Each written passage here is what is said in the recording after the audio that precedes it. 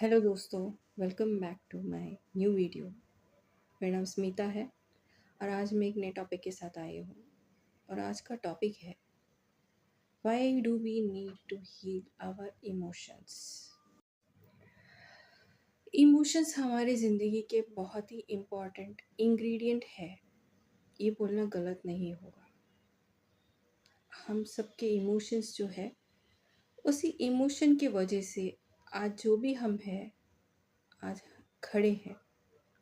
हमारे अंदर बहुत सारे इमोशंस सप्रेस्ड है, कुछ बाहर आता है और हर एक मोमेंट में वो चेंज होता है और नया कुछ क्रिएट भी होता है।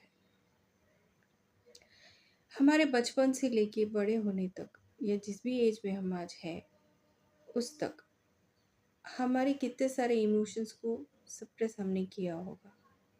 कितने सारे पेन होंगे, हैप्पीनेस भी होंगे, गिल्ट भी होगा।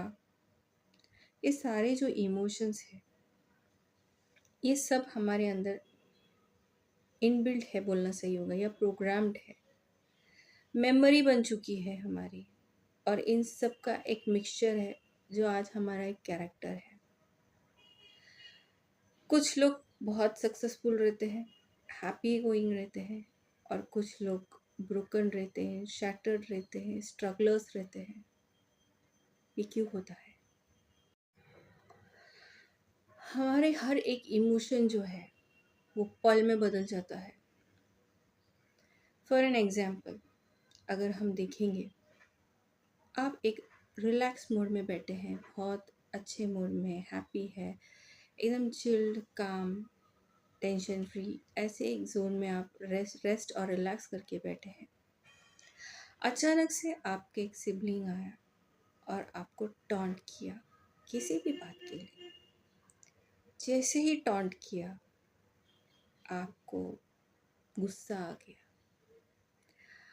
आपको इरिटेट होने लग गया, और जो भी चीज़ है, उन्होंने जो भी चीज़ बोली आपको, वो आप एक्सेप्ट नहीं कर पाए और आपने क्या किया? रिएक्ट कर दिया। अब ये जो रिएक्शन है और ये जो एक्सेप्टेंस है, ये दोनों के बीच में आपके इमोशंस कैसे चेंज हो रहे हैं? रिलैक्स थे, ट्रिगर्ड हो गए, आपकी बॉडी में चेंजेस आने लगा, सर में दर्द, सर में प्रेशर, पूरा बॉडी हीटअप होना, ये सारे इमोशंस होते हैं। और फिर बाद में हम बर्स्ट आउट हो जाते हैं। ये इमीडिएट रिएक्शंस होते हैं क्योंकि हम इमोशनल हैं, हमें कोई चीज़ पसंद नहीं आई, हमने रिएक्ट कर दिया। अब जब भी हम ऐसे रिएक्ट करते हैं, उसका रिज़ल्ट हमेशा ख़राब ही रहता है। अंदर हमारे बॉडी में तो प्रॉब्लम हो ही जाती है और बाहर भी होता है। रिलेशनशिप ख़राब हो जाती है। अंदर इसी तरह से अप डाउन ट्रिगरिंग्स में अपने आप को कंट्रोल ना करने की वजह से हम बीमारियों को बुला लेते हैं।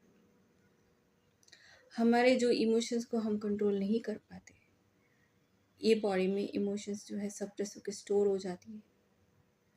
फिर वो एक एक बीमारियां क्रिएट करती है और फिर हम लोग बीमार होते हैं और लाइफ टाइम लेके चलते हैं।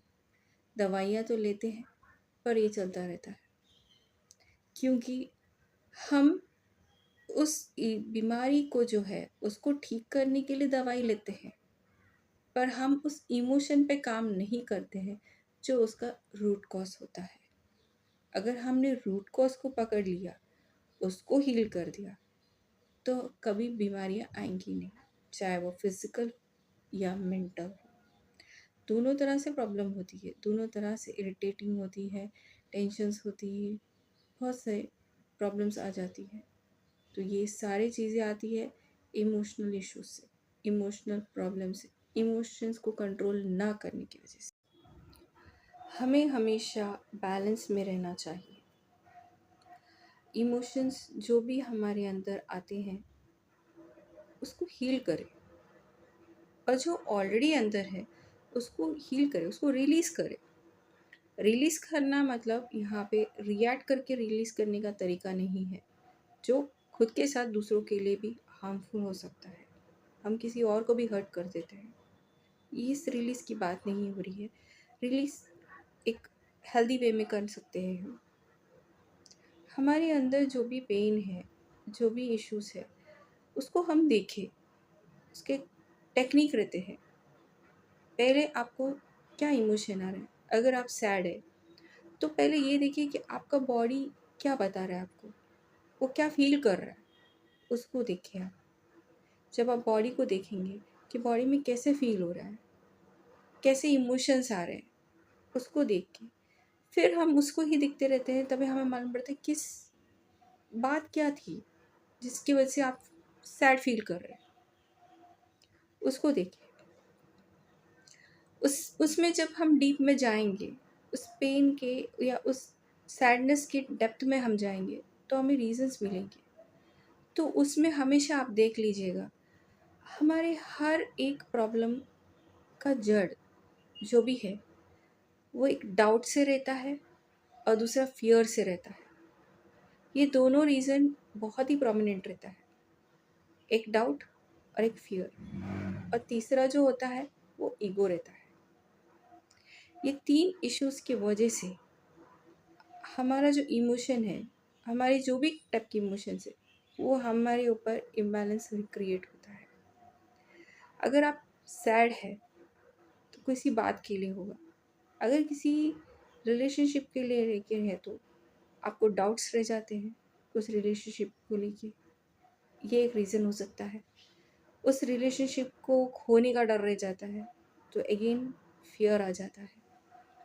और कुछ चीज़ें एक्सेप्टेबल नहीं होता तो वहाँ ईगो का इशू आ जाता है। हर एक प्रॉब्लम इसी तरह से कनेक्टेड है।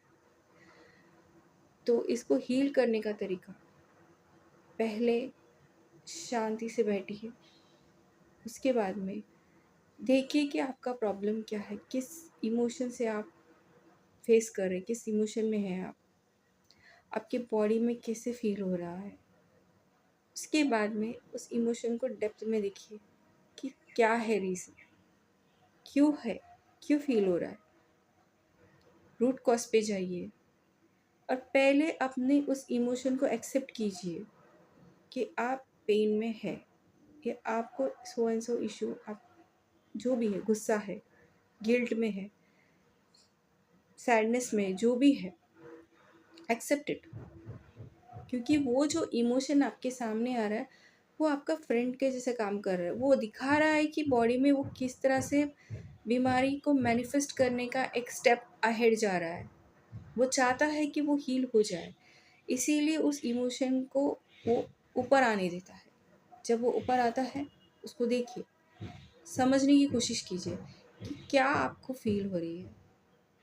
उसके बाद में जब आप उसे एक्सेप्ट करते हैं, फिर देखिए कि क्या है, क्यों हो रहा है, उसको रिलीज़ कीजिए।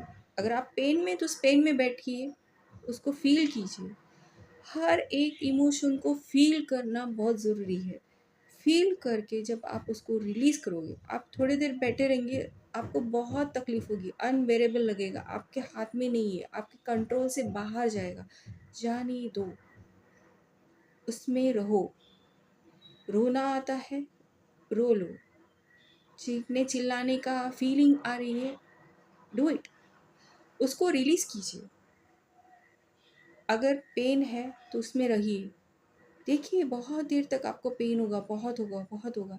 बाद में आपको कुछ फ़ील नहीं होगा। आपको पता ही नहीं चलेगा कि वो पेन कब चला गया। इस तरह से आप हर एक इमोशन पे काम करेंगे। जैसे आप उसको रिलीज़ करेंगे, आपका वो प्रॉब्लम वहाँ सॉल्व हो जाएगा। और आप देख लेना कि नेक्स्ट टाइम भी वो आप पर आके हावी नहीं होगा। अगर हुआ तो आप इसको रिलीज़ करेंगे। टेक्निक यही है। गुस्से का भी वही है। अगर किसी ने भी किसी भी बात के लिए गुस्सा आया तो आप उसको लीजिए और 5 मिनट शांत बैठिए, देखिए और सोचिए कि रिएक्ट करना है कि चुप रहा जा सकता है या रिस्पॉन्ड करना है, क्योंकि आप जब शांत हो जाते हैं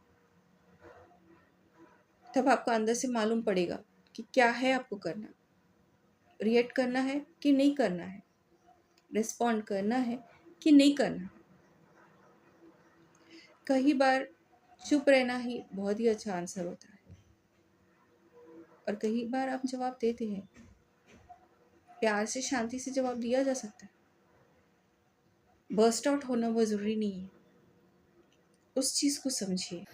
लाइफ की हर प्रॉब्लम में, हर सिचुएशन में, हर टाइम हमारा प्रॉब्लम हाइपर और प्रॉब्लमेटिक क्यों होता है? क्योंकि हम चीज़ों को एक्सेप्ट नहीं करते हैं जैसे वो हमारे सामने है। चाहे वो सिचुएशन हो, चाहे वो पर्सन हो, चाहे वो कुछ भी हो, एक्सेप्ट नहीं करते हैं हम। ये सबसे बड़ी प्रॉब्लम है। तो एक्सेप्ट करना सीखिए। जो जैसा सामने दिख रहा है, यही है आपके सामने चैलेंज, उसे एक्सेप्ट करिए। वहीं पे आपका आधा इमोशनल इशू बंद हो जाएगा, क्योंकि आप चीज़ों को एक्सेप्ट करने लगते हैं। आप उसमें तर्क नहीं करते कि ये ऐसा क्यों है, ऐसा क्यों नहीं है, मुझे ऐसे क्यों नहीं मिला, ये ऐसे क्यों हुआ। जो दिख रहा है वही सत्य है, एक्सेप्ट इट। दूसरी बात, जो भी चीज़ आपके सामने आ रही है, जो भी प्रॉब्लम आपके सामने आ रही है, जो भी हुआ है, बी रिस्पॉन्सिबल। अगर आपको हीलिंग करनी है, किसी भी चीज़ की हीलिंग करनी है, आपको अपनी रिस्पॉन्सिबिलिटी लेनी होगी। और जब आप रिस्पॉन्सिबिलिटी ले रहे हैं, stop blaming and stop judging. That is the biggest rule. और ये रूल दूसरों पे ही नहीं, खुद पे भी है। ना खुद को जज करना है, ना खुद को ब्लेम करना है, दूसरों का भी वही है। जब आप आपको नहीं करेंगे तो आप किसी और को भी नहीं करेंगे। सेल्फ लव का एक पार्ट भी है ये। इमोशनल हीलिंग जब कर रहे हैं, सेल्फ लव का कनेक्टेड होता है। तो सेल्फ लव से कनेक्टेड रहेगा तो रिस्पॉन्सिबल होना बहुत ज़रूरी है। खुद से प्यार है तो खुद का ख्याल रखना पड़ेगा। खुद का ख्याल रखना है, खुद के इमोशंस के बारे में सोचना है, तो जजमेंट तो बिल्कुल भी नहीं चाहिए, और साथ में कभी भी ब्लेम नहीं करने का। जो जैसा है वो वैसा ही है, एक्सेप्ट इट और आगे बढ़िए। रीप्रोग्रामिंग कीजिए अपने हर थॉट्स को।